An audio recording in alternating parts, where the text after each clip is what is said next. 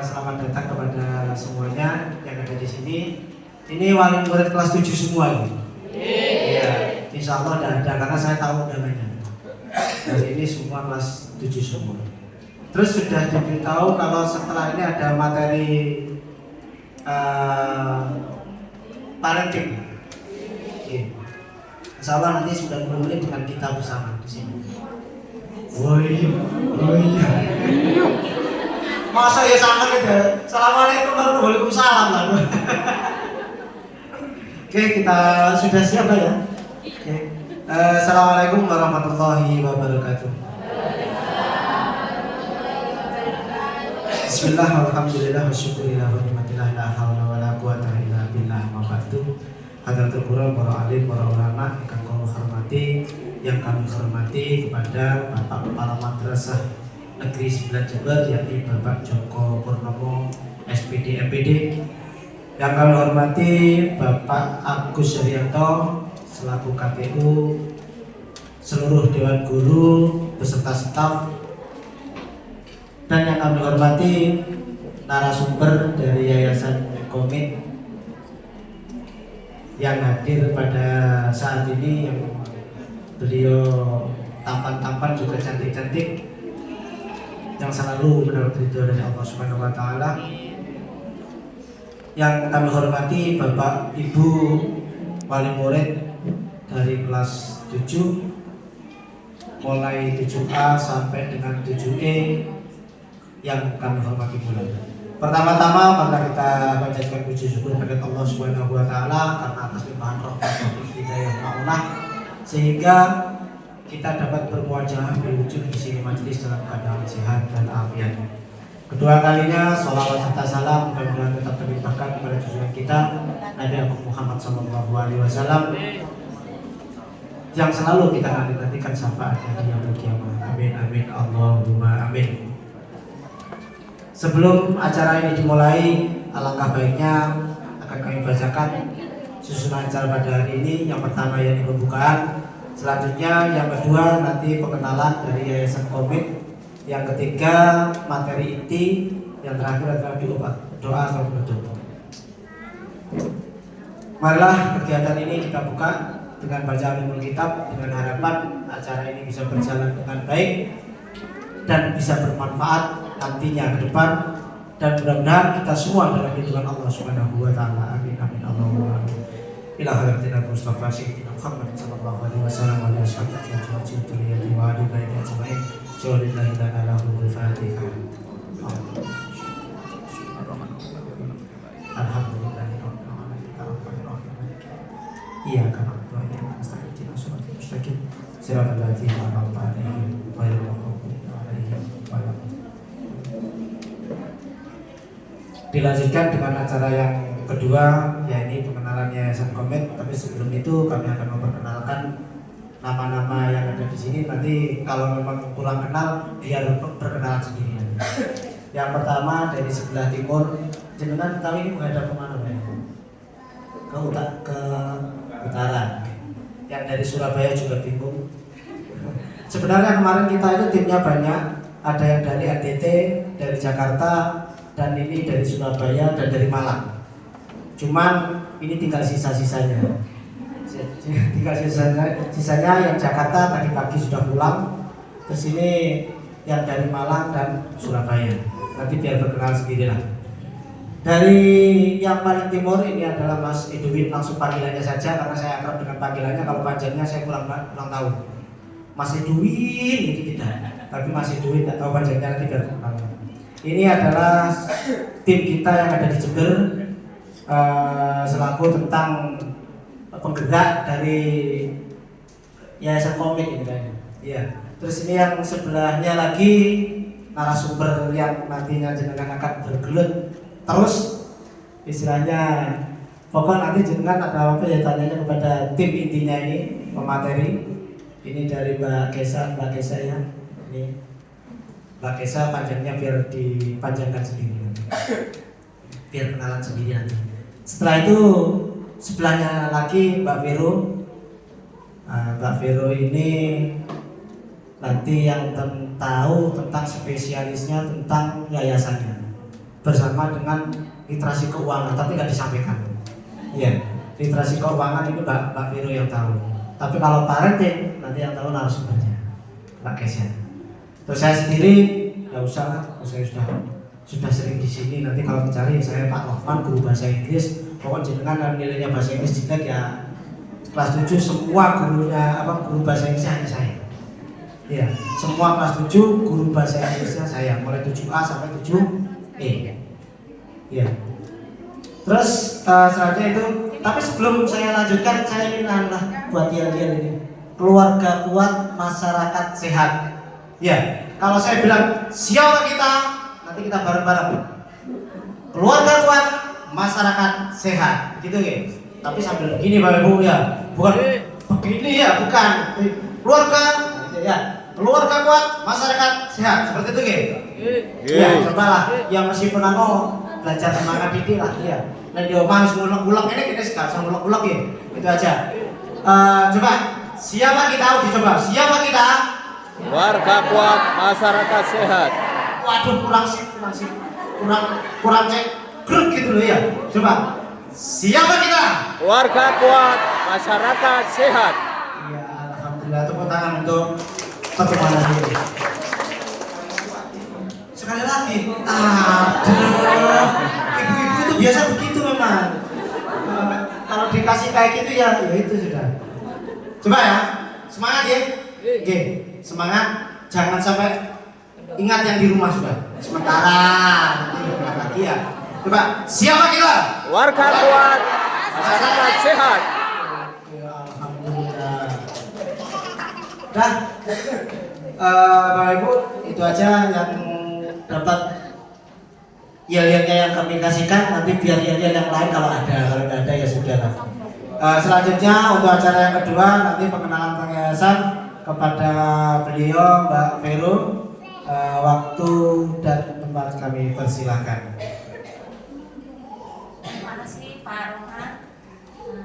Assalamualaikum warahmatullahi wabarakatuh. Salam.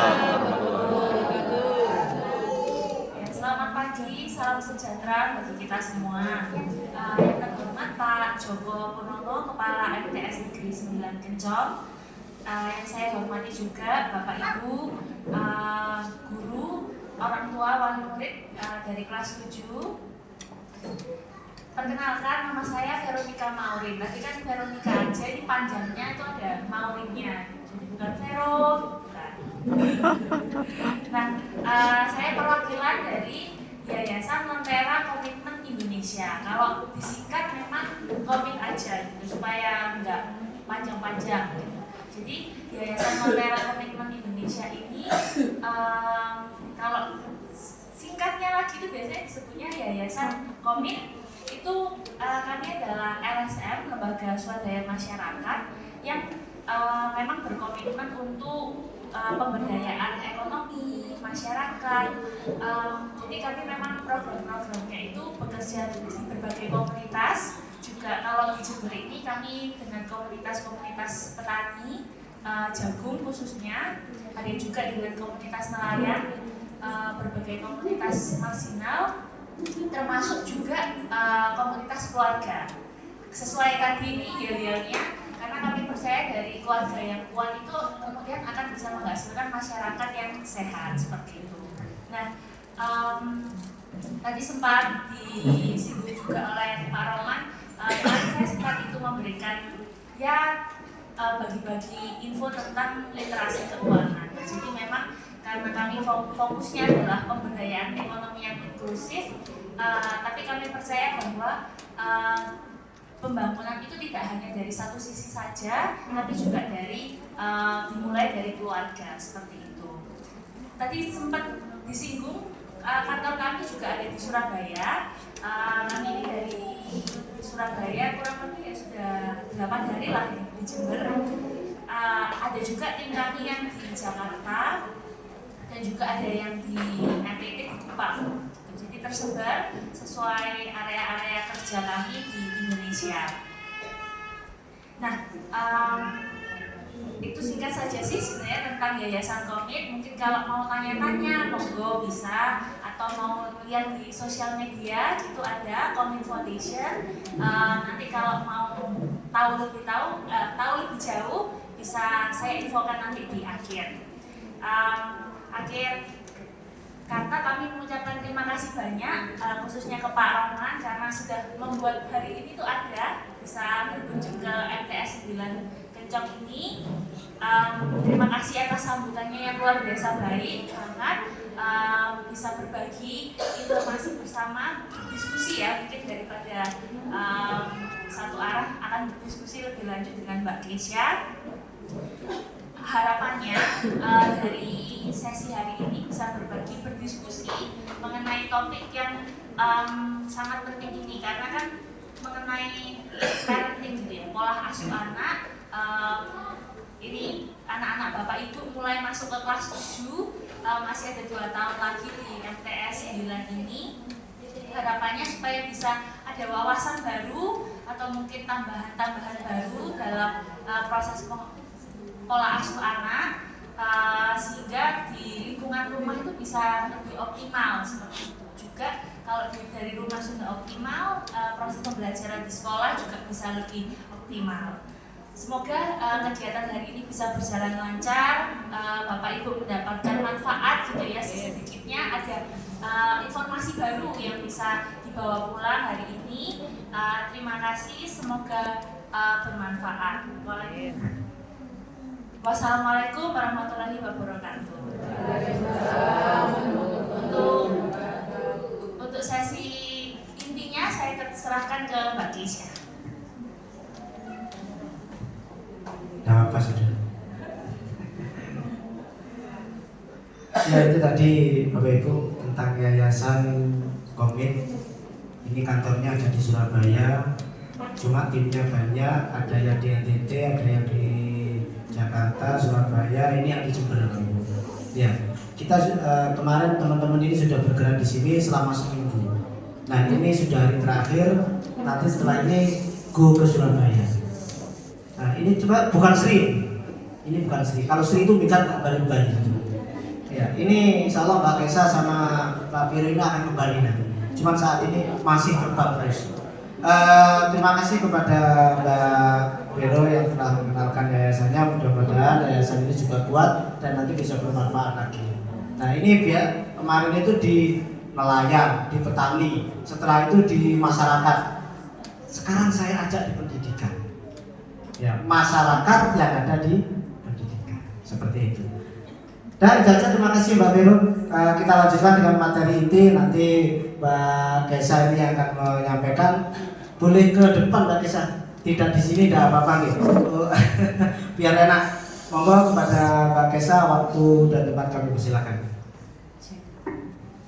Assalamualaikum warahmatullahi wabarakatuh. Suara saya terdengar sampai belakang ya? Oke, baik. Terima kasih.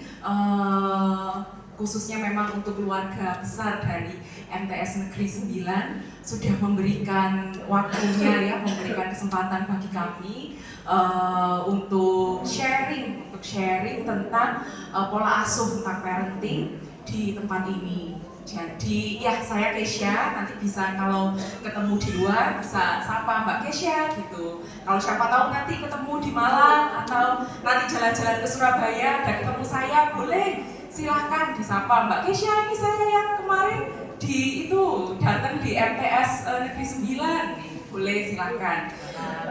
Mungkin biar nggak berlama-lama ya, takutnya kalau berdiri ini saya agak gimana gitu Pak ininya. Jadi ya nanti mungkin kalau saya ingin berdiri nanti saya berdiri begitu ya. Jadi mungkin bisa langsung mulai seperti yang ada di depan ini. Tema kami memang keluarga kuat, masyarakat sehat. Karena memang kami memulai dari keluarga yang kecil-kecil dulu.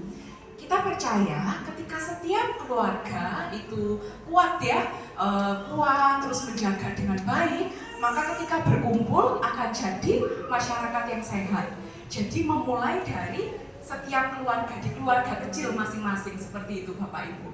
Nah, dan tentu saja ketika kita berbicara tentang keluarga, peran suami istri itu nomor satu memang ya. Suami istri harus bisa bekerja sama dengan baik. Tapi semua itu kalau kami bilangnya itu aktor utama ya. Aktor utama atau pusat dari keluarga ini adalah anak. Nah, di sini wali murid ya, wali murid dari kelas 7. Maka mereka lah ini anak-anak ibu, bapak ibu yang kelas 7, anak murid ya, anak wali ini bapak ibu semuanya. Mereka adalah seharusnya jadi aktor utama dalam keluarga yang kuat seperti itu. Nah, sebelum saya lebih lanjut lagi, mungkin, nah ini saya turun deh. Nah, mungkin saya mau tanya, kira-kira anak itu siapa ya Bapak Ibu ya? Ada yang mungkin bisa memberikan jawabannya, anak itu siapa? Iya, saya turun, oke? Ada yang bisa? Nih kalau yang di depan udah langsung nggak mau lihat saya ini biasanya nih. Gimana? Anak ini siapa ya? Definisi anak. Tunggu Ibu. Seseorang ya? Manusia yang dilahirkan dari seorang. Wah, manusia yang dilahirkan dari seorang ibu. Ibu namanya? Ibu Tuti ya berarti. Ibu Tuti, terima kasih. Mungkin ada dari Bapak Ibu lainnya yang bisa memberikan definisi atau pengertian anak itu apa? Ini ada bawa anak-anak juga ya. Kak sambil lihat anaknya, dirimu ini sopo toh kayak gitu sambil lihat itu. Ada mungkin? Siapa? Oh ya, monggo Ibu. Namanya ya Bu ya?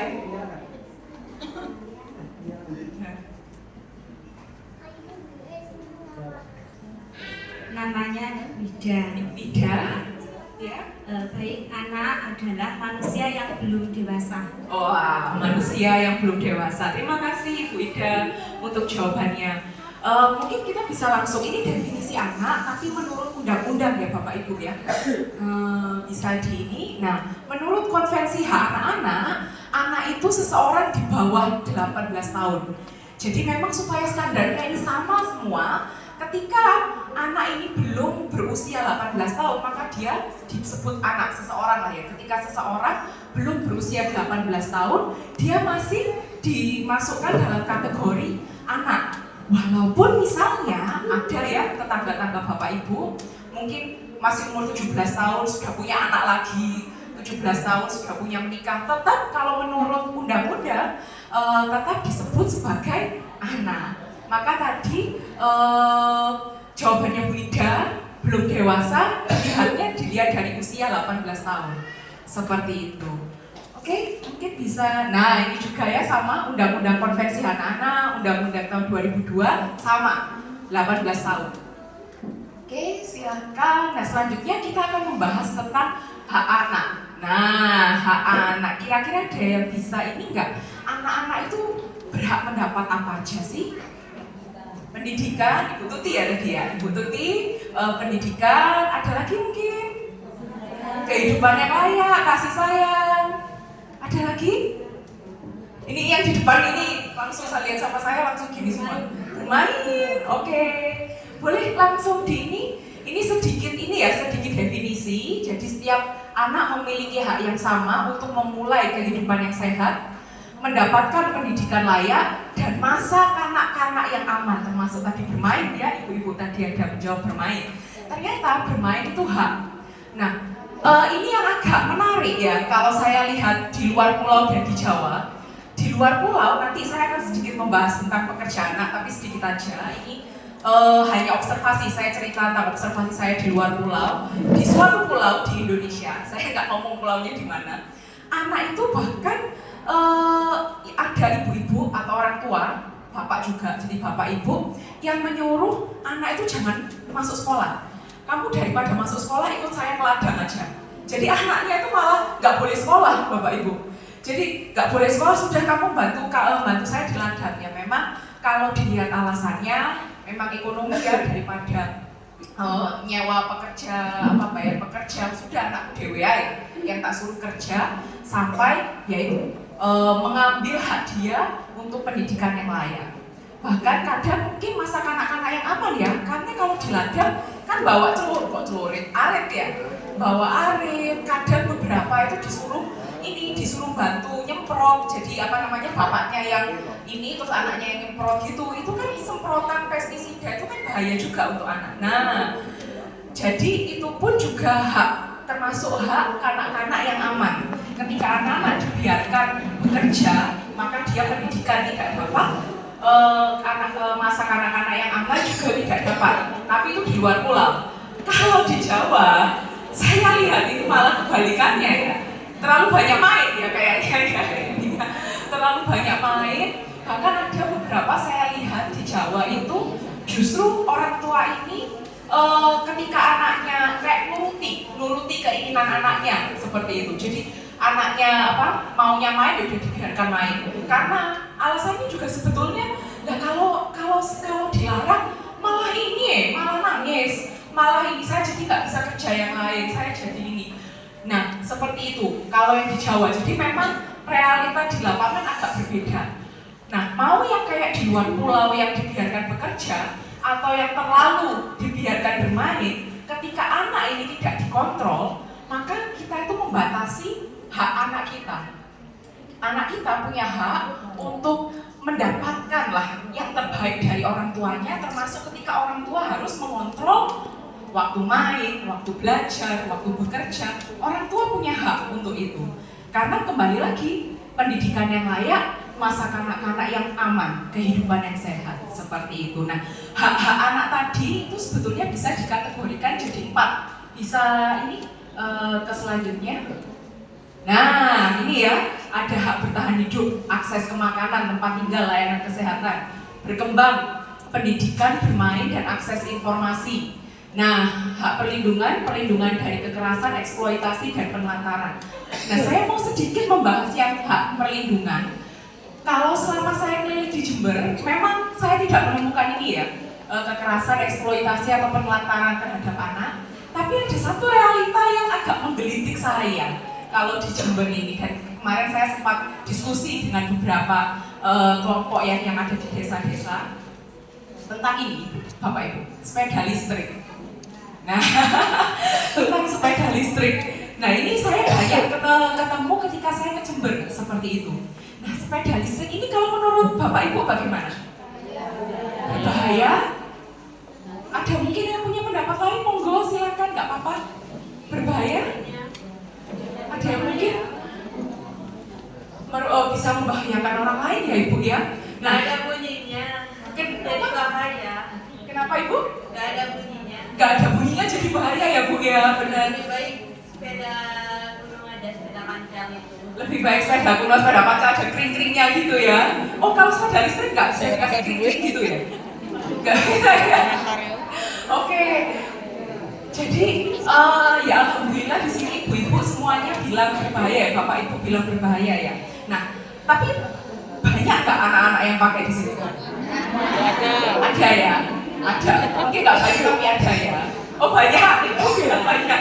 Nah, gini ibu-ibu ini mungkin saya mohon maaf, saya agak keras sedikit untuk hal ini. Nah, kalau ibu-ibu, bapak ibu ya, mohon maaf, bapak ibu sebagai orang tua, bapak ibu yang tahu anaknya ini sudah siap atau enggak. Kalau bapak ibu merasa, oh ini anakku sudah bisa bertanggung jawab, sudah bisa dikasih tahu, ngerti kalau di jalan itu harus tengok kiri, tengok kanan, kalau ada orang ini seperti apa. Kalau dia paham, kalau dia mengerti, maka kalau saya monggo silahkan. Asalkan ini anak bisa bertanggung jawab, tahu aturan, maka silahkan. Tapi kalau bapak ibu tahu ini anak belum siap, terus dibiarkan, maka bapak ibu belum memberikan hak perlindungan kepada anak-anak. Ini nggak cuma bapak ibu, kita semua ya. Kita semua kalau udah tahu ini anak belum siap, udah tahu ini anak kalau dikasih akan membuat dia dalam bahaya, terus dibiarkan, nah maka berarti kita belum memberikan hak perlindungan ke anak kita, ke anak-anak kita. Seperti itu.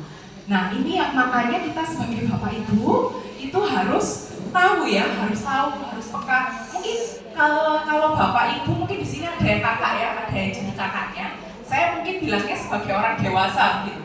Ada mungkin kakaknya atau mungkin Pak D, Budenya, Pak Bule, Pak Liknya yang di sini begitu. Jadi sebagai orang dewasa, mungkin saya bilang ya, sebagai orang dewasa yang lebih dewasa dari anak-anak, kita harus menjaga dan memberikan hak perlindungan ke mereka. Jadi kalau belum siap, ya jangan dikasih, ya. Tapi kalau Bapak Ibu merasa anak ini sudah siap, sudah bisa bertanggung jawab, maka kalau saya sih monggo. Tapi mungkin ya itu balik lagi ya, kesiapan kita itu ke anak kita itu bagaimana, saya serahkan ke Bapak Ibu. Begitu, karena yang lebih tahu karakter kesiapan ininya memang Bapak Ibu. Seperti itu. Nah, terakhir hak partisipasi. Nah, ini saya juga mau sedikit membahas. Ini kan kelas 7 nih ya. Ini anak-anaknya kelas 7. Nah, waktu mau daftar ke MTS Negeri 9, ada yang anaknya diajak diskusi dulu? Diajak diskusi? Ayo, kamu SMP nanti mau masuk mana? Ini ada MTS, mungkin ada pilihan lain ya, SMP negeri atau mungkin ada SMP swasta di Jember. Mau masuk mana diajak? Diajak ya? Oke. Ketika sudah diajak, maka itu good, sudah memberikan hak partisipasi untuk anak, dan anak itu juga akan merasa nyaman dan didengarkan suaranya Bapak Ibu. Aku ini di rumah gak cuma jadi anak yang alah koni kuwi sopo sih, alah koni kelapo sih. Enggak, tapi suaraku juga didengarkan oleh Bapak Ibu. Nah, jadi anak pun akhirnya punya ruang yang aman untuk dia bercerita. Sedikit mungkin ya saya cerita dari pengalaman saya. Dulu waktu saya mau masuk SMP, saya orang Malang, Bapak Ibu. Makanya tadi Pak Roman memperkenalkan ada yang dari Malang. Saya orang Malang, cuma memang sudah merantau di Surabaya lama. Nah, waktu saya masuk SMP, saya maunya masuk SMP 1. Saya nggak ngomong ininya ya. Merek, saya nggak ngomong merek, saya ngomong SMP 1 sama SMP 2 begitu. Saya pengennya masuk SMP 1 karena teman saya banyak di sana. Karena namanya anak masih SD ya, masih SD teman-temannya banyak masuk SMP 1, aku juga mau masuk SMP 1 kayak gitu. Nah, tapi Bapak Ibu saya minta saya masuk SMP 2. Alasannya angkotnya gampang, begitu Bapak Ibu. Saya bukan dari keluarga yang mampu, saya dari keluarga sederhana. Jadi Bapak Ibu saya, kamu masuk SMP 2 aja karena angkotnya gampang. Kamu ini bukan nyebrang ya, cuma jalan berapa meter gitu, sudah angkot. Sampai di angkot paling terakhir, rumah saya agak jauh dari kota Malang. Jadi turunnya itu sampai pemberhentian angkot terakhir lah, tapi cuma sekali gitu, nanti Bapak jemput di sana. Udah enak kayak gitu. Nah, ya sudahlah, karena waktu itu Bapak Ibu saya yang minta seperti itu, saya ikut masuk SMP 2. Nah, Bapak Ibu saya kecolongan. SMP 1 ini udah terkenal di Malang, di komunitas kami. SMP 1 itu berisi orang-orang yang secara ekonomi menengah ke bawah. Ya ada lah yang di atas, tapi kebanyakan menengah ke bawah. SMP 2 ini menengah ke atas. Saya bisa masuk SMP 2 karena keringanan juga Bapak Ibu. Namanya sekolah kadang kalau sekolah swasta ada kayak ini ya, pengabdian masyarakat. Jadi saya produk pengabdian masyarakatnya, jadi bisa masuk sekolah yang isinya orang-orang kaya. Tapi waktu itu saya kan masih SMP. Anak SMP kan apa? Ini mumpung masih SMP. Ada yang berubah dari anak SMP adalah maunya ketemu temen. Dulu mau nempelnya sama orang tua kayak gimana, begitu tambah besar, aku maunya ambil temenku, aku maunya ambil koncoku. Nah, akhirnya saya ikut ke gaya hidupnya mereka, sedangkan Bapak Ibu saya bukan dari background, bukan dari latar belakang keluarga yang mampu seperti itu. Dan akhirnya Bapak Ibu saya melihat seperti itu, mereka ngomong kayak gini, waduh, tahu gitu tak masukin SMP 1 ya, walaupun angkotnya harus pindah 2 kali, 3 kali, tahu gitu tak masukkan SMP 1. Tapi saya Bapak Ibu saya pun juga belajar. Jadi gini, Bapak Ibu, Bapak saya umur 60 tahun ini, Ibu saya umur 57. Bahkan di umur mereka yang sekarang di 60 dan 57, mereka masih belajar jadi orang tua yang baik. Jadi makanya kenapa saya salut sekali dengan orang tua, pekerjaannya ini terus sampai nanti sudah sampai ketika kita dipanggil sama yang kuasa ya. Seperti itu. Bahkan Bapak Ibu saya sudah tua ini masih terus belajar jadi orang tua yang baik. Jadi waktu itu pun mereka juga sedikit kayak merasa bersalah lah waktu itu kenapa kenapa kok anakku dulu itu nggak tak dengerin ya mau masuk SMP 1, kecolongan kalau SMP 1 seperti ini, SMP 2 seperti ini.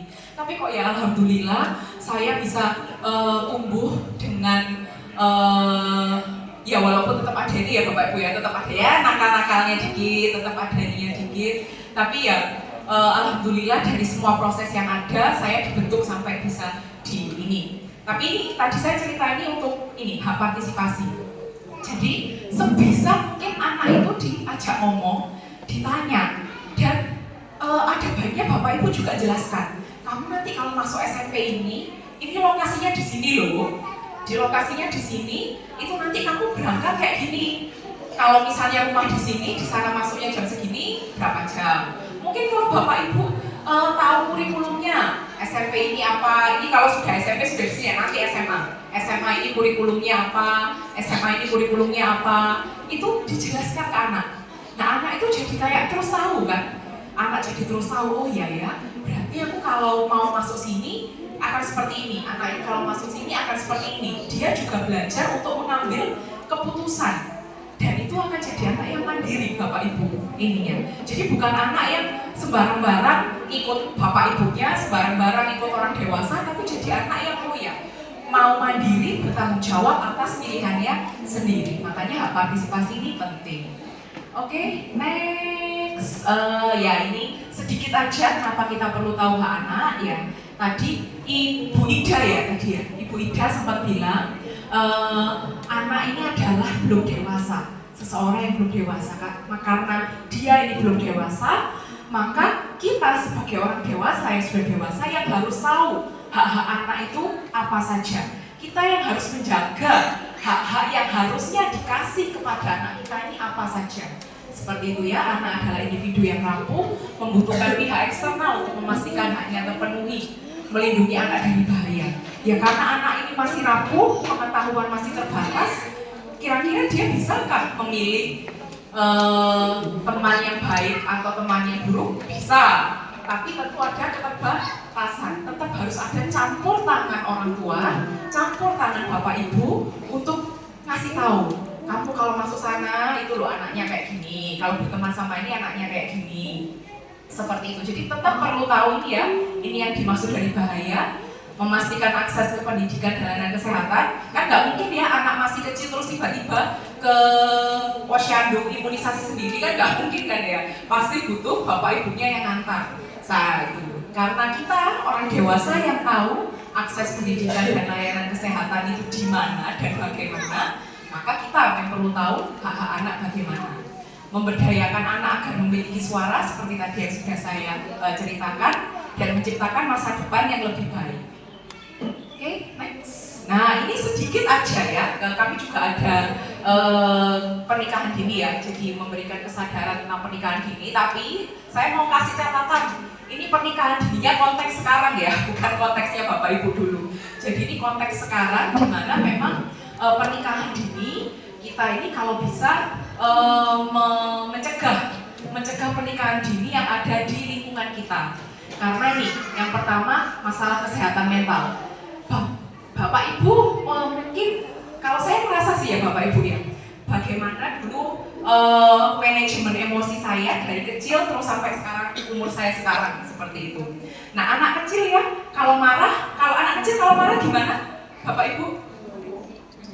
Tantrum ya, lempar ini, lempar sana, bahkan kadang mungkin Bapak Ibu pernah dipukul juga sama anaknya ya, ketika anak marah seperti itu. Karena mereka memang masih terbatas secara bahasa dan secara pengendalian emosi. Dan ini bertumbuh Bapak Ibu, ini proses.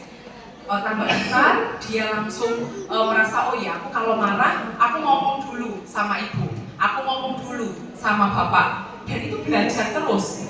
Nah kalau anak ini belum siap, secara pengendalian emosi belum siap, terus langsung dipaksa masuk ke dalam sebuah kehidupan yang namanya pernikahan, maka mentalnya dia bisa terganggu seperti itu. Ya ini anak masih, nanti kita akan belajar juga tentang tahap perkembangan anak. Jadi umur 13 sampai 18 itu harusnya anak itu ngapain. Jadi di sana harusnya anak mencari jati diri. Waktunya dia masih mencari aku ini siapa, aku ini sukanya apa, aku ini kuatnya di mana. Tiba-tiba langsung suruh ngurus anak, langsung suruh ngurus istri, langsung suruh ngurus suami. Belum siap ya Bapak Ibu ya, akhirnya bisa potensi ke KDRT. Nah, lalu potensi kehilangan kesempatan berkembang, ekonominya juga bisa jadi lemah. Kemarin waktu diskusi dengan desa-desa lain, ibu-ibu bilang, iya ujung-ujungnya orang tua nih yang yang pusing juga ini kalau misalnya anak masih muda gitu ya, masih muda belum siap membangun keluarga, ujung-ujungnya orang tuanya itu. Nah, berarti kan secara ekonomi belum kuat. Lalu kesehatan fisik, jadi selain kesehatan mental, fisik orang yang sudah dewasa itu memang beneran sudah sudah siap untuk menikah. Untuk permisi kalau untuk ibu-ibu yang untuk menyusui, melahirkan, itu memang ada di umur tertentu bahwa ini anak sudah siap seperti itu. Nah, lalu terhambat tumbuh kembang anak dan gangguan anak mental sejak dini ya, karena orang tuanya belum siap, mau nggak mau anaknya ikut seperti itu. Oke, ini sedikit pekerja ringan mungkin saya agak skip ya karena di sini tidak ada dia sepertinya tidak terlalu banyak muncul tentang pekerja ringan, tapi lebih lebih ke luar pulau mungkin bisa di. Nah, ini saya mau masuk ke pola asuh yang lebih dalam. Di sini yang menyiapkan ini namanya Ibu Desi, yang menyiapkan materi ini Ibu Desi, dia itu konsultan keluarga Bapak Ibu. Jadi dia sudah biasa menghandle, konseling keluarga-keluarga yang sudah misalnya udah mau diambang perceraian, terus misalnya ada hubungan suami istri yang tidak harmonis, hubungan orang tua dan anak yang tidak baik, itu Ibu Desi sudah biasa mengurus itu, mengurus dan konseling keluarga-keluarga seperti itu. Dan dia pakai kata ini sebagai pengingat kepada orang tua bahwa anak adalah titipan Allah ya, titipan yang maha kuasa seperti itu, dan bukan milik orang tua. Kadang ketika kita punya anak, kita pengen, ini anak ini nanti besarnya jadi kayak gini. Aku pengen jadi semua mimpi kita taruh ke anak kita. Padahal kalau itu punyanya yang di atas, apakah yang di atas mau seperti itu? Belum tentu loh ya. Bisa jadi memang maunya seperti itu, tapi bisa jadi yang di atas kasih bakat lain untuk anak-anak kita. Seperti itu. Desi itu kasih satu ilustrasi yang cukup oke sekali sih. Anggaplah ya ini di Jember ya kita di desa Wonorejo, Wonorejo, di desa Wonorejo. Nah, anggap aja Pak Presiden ya begitu. Anggap Pak Presiden itu mau ada kunjungan ke desa Wonorejo ini.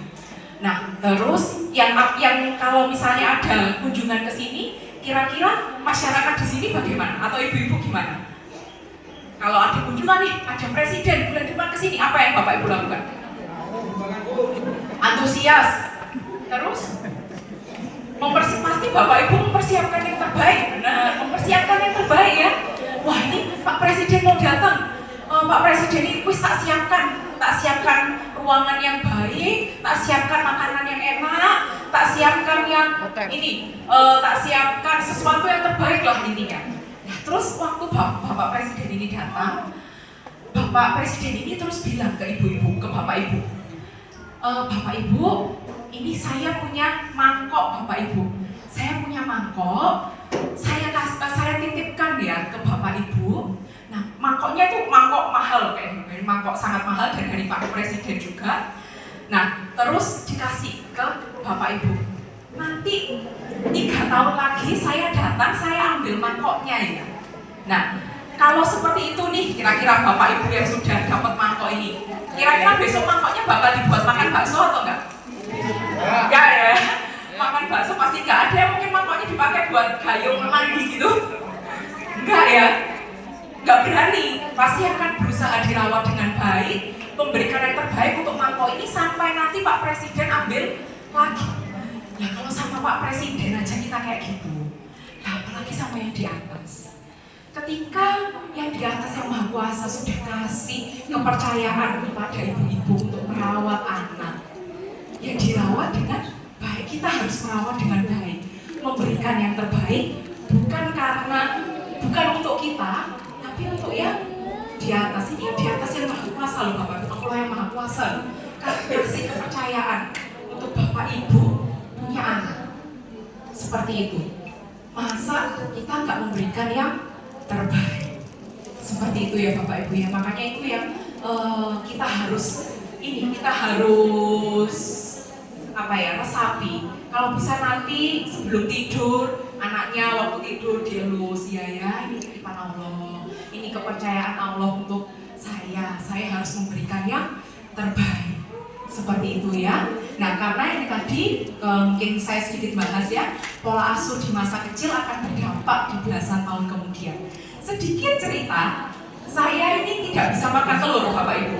Jadi telur goreng, telur puyuh, telur rebus saya nggak bisa. Alasannya adalah waktu masih kecil saya juga tinggalnya di desa begitu. Biasanya kalau di desa itu kalau ada hajatan ada ini kan, bagi-bagi makanan. Nah, bagi-bagi makanan karena waktu itu makanan yang datang ke rumah saya ketika saya buka itu telur rebus tapi yang sudah busuk. Jadi begitu saya buka itu visualnya ya, penampilannya telur busuk ini seperti apa dan baunya langsung kena ke saya. Sejak itu saya tidak bisa makan telur. Jadi lihat telur aja saya sudah nggak mau. Kalau bau kalau asal nggak menyengat itu masih nggak apa-apa. Tapi kalau udah menyengat saya bisa langsung muntah Bapak Ibu. Seperti itu. Nah, ini menunjukkan bahwa apa yang terjadi di masa kecil itu pengaruh sampai dia besar. Nah, ini trauma karena telur Bapak Ibu. Apalagi kalau trauma yang lain. Nah, itu bisa lebih besar lagi dampaknya. Saya juga takut ayam Bapak Ibu. Jadi bahasa bapak saya itu kalau ada ayam saya tuh nyirik-nyirik kata bapak saya. Jadi langsung gini. Nah, karena dulu waktu masih kecil, karena saya desa yang cukup desa ya waktu itu, saya pernah lihat orang sabung ayam ini tahu ya yang apa, ayam sama ayam judi ayam. Saya pernah lihat seperti itu dan saya sampai sekarang saya masih ingat, saya lihat mata ayamnya itu berdarah dan lihat ayam yang seperti itu langsung jadi di pikiran saya ketika ada ayam jalan itu bakal nyerang saya begitu Bapak Ibu. Nah, gara-gara itu saya jadi takut sama ayam. Nah, itu yang dimaksud bahwa apa yang terjadi di masa kecil itu dia bawa terus sampai dewasa. Itu hal-hal yang kecil ya, apalagi kalau hal-hal yang besar. Dimarahi, dipukul. Sebetulnya gini, saya nggak kita bahkan kadang kalau anak salah ya harus dimarahi ya Bapak Ibu ya. Anak salah harus dimarahi. Ekstrimnya gimana ya? Kalau untuk mukul, asalkan setelah itu Bapak Ibu minta maaf dan minta maafnya benar-benar minta maaf.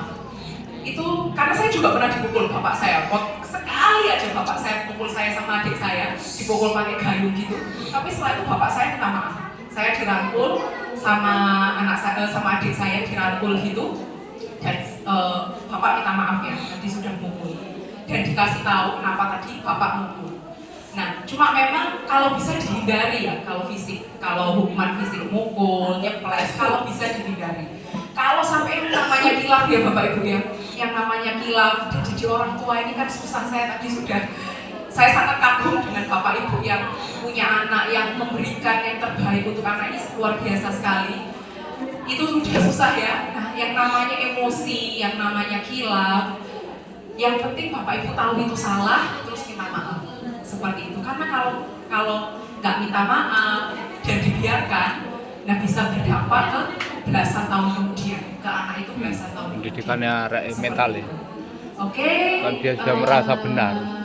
Bisa selanjutnya. Anaknya nggak dikasih hak itu. Nah, partisipasi tadi Pak. Tentang tahap perkembangan ya. Iya. Ini jam berapa Pak? Ini saya harus kalau nggak di sini. Oke, sedikit lagi ya Bapak Ibu ya. Tentang ini terus satu lagi selesai kita. Nah, jadi ini kan Bapak Ibu di sini anaknya kelas 7. Nanti Bapak Ibu bisa lihat di umur 12-18. Krisisnya anak itu apa? Saya mulai dari yang kecil dulu ya. Siapa tahu masih ada anak, masih punya anak kecil. Anak kalau belum umur 1 tahun, dia itu pengetahuannya terbatas Bapak Ibu. Misalnya nangis, yang tawa mungkin udah bisa, tapi kalau masih kecil sekali dia cuma bisa nangis dan diam. Kenapa? Karena pengetahuannya terbatas. Nah, makanya krisisnya dia, jadi ternyata ini anak umur 1 tahun itu sudah punya krisis. Dia itu akan bertanya, lingkunganku ini aman atau enggak? Makanya sebelum umur 1 tahun, anak itu harus banyak digendong. Ketika anak nangis harus digendong. Ketika anak nangis harus dipupuk kayak gitu. Karena ketika anak ini nangis dibiarkan, dia akan merasa rumahku nggak aman. Aku nangis nggak ada yang memperhatikan. Dan anak itu paling gampang merasa aman ketika disentuh. Nah baru ketika udah dia di 1 sampai 3 tahun, ketika dia nangis mulai agak sedikit dibiarkan itu nggak apa-apa. Karena krisisnya adalah saya ini bisa berdiri sendiri atau enggak ya? Saya bisa mandiri atau enggak ya? Ketika anak jatuh, nggak apa-apa, ayo berdiri lagi, ayo coba berdiri lagi. Nah itu anak akan merasa, wih aku bisa berdiri sendiri ya. Tanpa dibantu orang tuaku, aku bisa berdiri sendiri.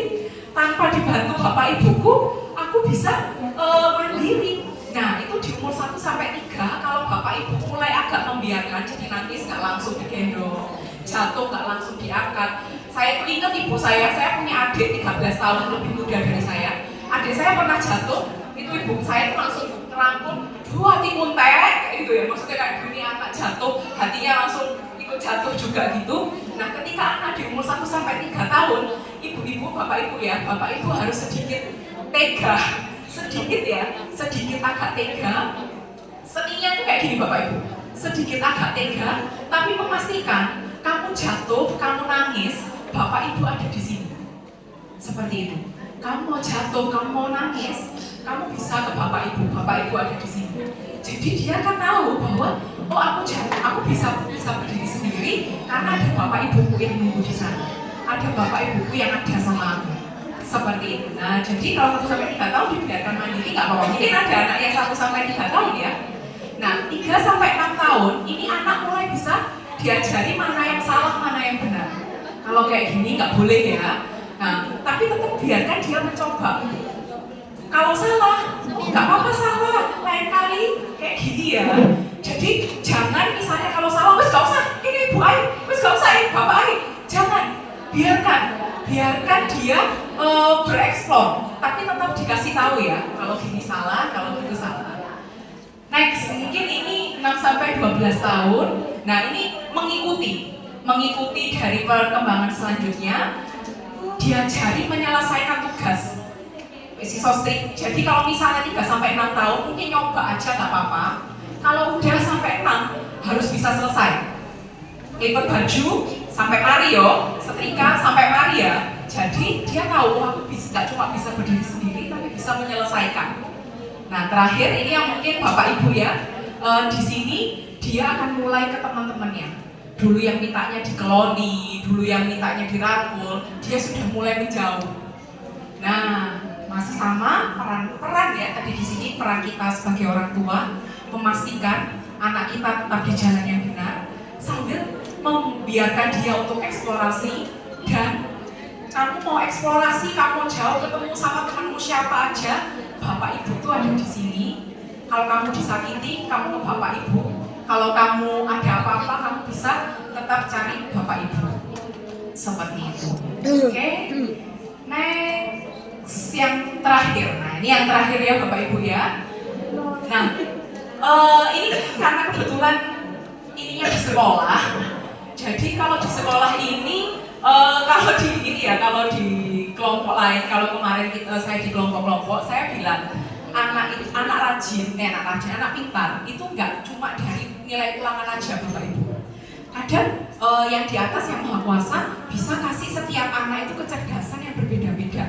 Ada yang sukanya olahraga mungkin, jadi yang kinestetik ya, sukanya lari, menari, bermain dengan benda-benda. Rasanya lihat di pasangan ini pengen aja diudak-udak gitu, dibongkar. Ini kok iso ya muter, ini kok iso ya muter gini terus kono angine. Nah, itu bisa masuk ke kecerdasan kinestetik. Kalau anak seperti itu biasanya nggak bisa diam, jadi ya nggak apa-apa, berarti difasilitasi. Oke, berarti kalau anakku gini, aku ngasih apa ya? Kalau misalnya ada mungkin mainan-mainan, ayo coba bikin apa sesuatu lewat ini. Monggo, silakan. Ada anak yang kecerdasannya musikal. Jadi suka nyanyi, suka nari. Dan Bapak Ibu, anak yang suka nyanyi, suka nari itu ternyata ke depannya itu rata-rata orang-orang yang pintar itu rata-rata punya kecerdasan musikal. Jadi kalau dari kecil dia dibiasakan menari, dibiasakan menyanyi, dia tuh hafal. Dia bisa hafal sama lagu, dia bisa hafal sama nada. Itu bantu dia ketika menghafalkan pelajaran. Jadi karena dari kecil sudah dibiasakan menghafal. Seperti itu. Nah, interpersonal, kan ada anak yang malu-malu, ada anak-anak yang suka ngobrol sama orang lain. Nah, kalau anak-anak ibu yang suka ngobrol sama orang lain, guru, dokter, terus pemimpin-pemimpin yang luar biasa, itu adalah pemimpin-pemimpin yang bisa berhubungan dengan orang lain dengan baik. Adik saya yang paling kecil pernah nonton film gitu, filmnya itu film persahabatan antara gajah dengan anak. Suatu saat gajahnya ini kayak mau diambil sama taman ini untuk dilindungi, terus anaknya ini nangis gitu kan. Adik saya masih umur 3 tahun itu nangis ya, nonton itu 3 atau 4 tahun dia itu nangis waktu nonton itu. Dan memang ternyata sampai sekarang dia tumbuh jadi anak yang bisa memahami perasaan orang lain, gampang dekat sama orang lain. Nah itu karena dia ada kecerdasan interpersonal. Nah ini yang intrapersonal, ini saya baru belajar di sini. Anak yang suka ngelamun, Bapak Ibu. Ternyata anak yang suka ngelamun itu juga bisa jadi anak yang jenius, anak yang pintar. Karena dia ketika ngelamun, dia itu bisa berpikiran macam-macam. Misalnya yang penemu bola lampu, Thomas Alva Edison itu, dia orangnya yang suka ngelamun. Oh dari ngelamun ini ada bisa, dia waktu itu lihat telur ya. Telur ini kok bisa ya menetas ketika siapa ini? Ibunya ayam ini menutupi kayak gitu. Ternyata ada suhu panas. Dari suhu panas ini dia bisa menciptakan bola lampu. Jadi kalau ada anak yang suka ngelamun, jangan dimarahi ya. Kesurupan loh kok nanti kalau misalnya ngelamun, jangan tanya. Kamu ngelamun apa? Pembuat cerita yang saya suka baca buku. Beberapa penulis yang terkenal itu 1 tahun mereka bisa dapat 15 miliar hanya dari jual buku ceritanya. Dia lihat langit, orang naga, orang kura-kura, apa kayak gitu. Dia buat cerita begitu bagusnya, dan dalam cerita itu ada nilainya, ada harganya, ada nilai tentang kerjasama, tentang persahabatan, dan orang-orang suka. Dan dia setiap tahun 15M, 10M itu bisa masuk. Nah itu dari orang-orang yang kecerdasan intrapersonal yang melamun itu. Yang terakhir suka alam. Biasanya dokter, terus habis itu penemu-penemu alam. Yang suka cinta alam itu juga termasuk kecerdasan, suka bermain di luar, mengamati hewan, dan suka bertanya tentang alam. Jadi gini ya Bapak Ibu, ini materi saya terakhir. Saya mau tutup dengan ini. Tadi anak adalah siapa? Usia di bawah Anak adalah tahun. usia di bawah 18 tahun. Terus anak ini siapa? Titipan Allah ya. Kalau titipan Allah berarti bukan maunya kita kan, dia ini besar nanti bagaimana. Bisa jadi dari kecil Allah sudah kasih bakat-bakat ini dari kecil. Dan disitulah tugas Bapak Ibu untuk melihat, oh ini anak kayaknya di sini, ini anak bisa pintar di sini, ini anak merasa jadi besar nanti mungkin dia akan merasa. Tugas Bapak Ibu merawat dengan baik, memberikan yang terbaik supaya anak ini bisa tumbuh dengan baik, para PDW bukan mengarahkan. untuk kita, tapi untuk Kalau dipaksa sesuai keinginan yang tua ya, dikasih hak anak itu. Sekian dari saya. Mohon maaf saya ngomongnya lama ya Bapak Ibu. Terima kasih, semoga kita bisa bertemu di lain kesempatan. Wassalamualaikum warahmatullahi wabarakatuh.